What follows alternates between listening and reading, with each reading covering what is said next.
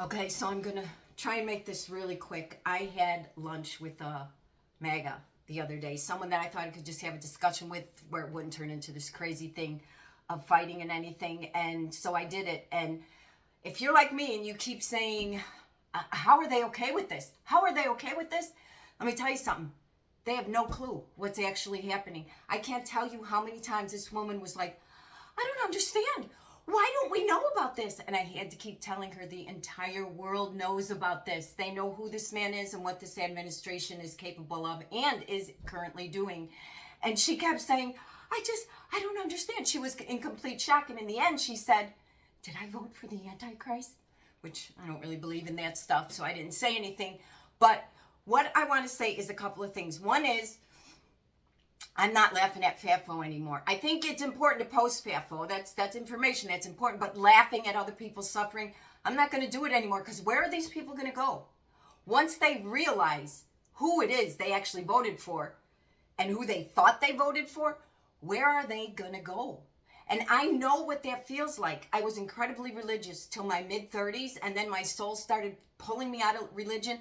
And I honestly thought I was losing my mind. I'd put my kids to bed at night and walk my floors wringing my hands like, God help me, God help me. Because when your entire foundation is based on a belief system, and then you wake up one day and realize it was all lies, it's not true, it's earth-shattering. It's so scary. And the only thing that has ever overcome tyrannical governments is a people's revolution, unity of the people. And if they have no place to go, these people that are waking up, how are we going to unify? I'm not talking about the people that know exactly what's happening and are eating popcorn and saying, bring it on. I'm not talking about them. I'm talking about the people who sincerely don't know. Yes, we will have to have America's version of Nuremberg trials, Truth and Reconciliation Committee, someday down the road. But right now what we need is unity to end this tyranny and save our democracy.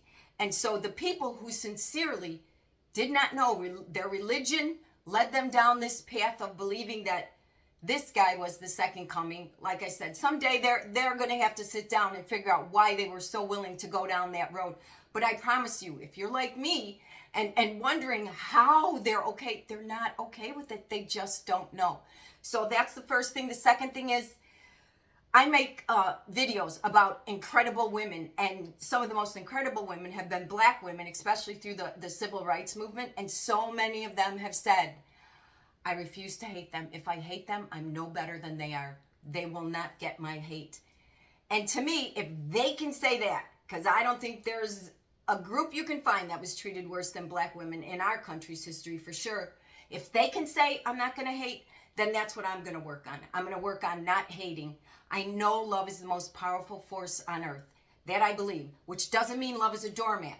Love doesn't just say, okay, whatever. Love sometimes is loud. It's got to fight back. It's got to set boundaries and push back, and it's got to be a protector, which I believe white people are being called on to be right now. But love is the answer, and I'm not going to find delight in other people's pain anymore. I'm just adding to the pain and suffering, and I want these people that wake up to have a safe place they feel they can go and join us in unity to end this insanity that's taken over our government. So I encourage you, as always, be kind to yourself today. We're so hard on ourselves, and what we really need is love. That's what we're all crying for. We all just want to know that we're loved. So start with yourself. Be kind to yourself today. You are so worthy of kindness.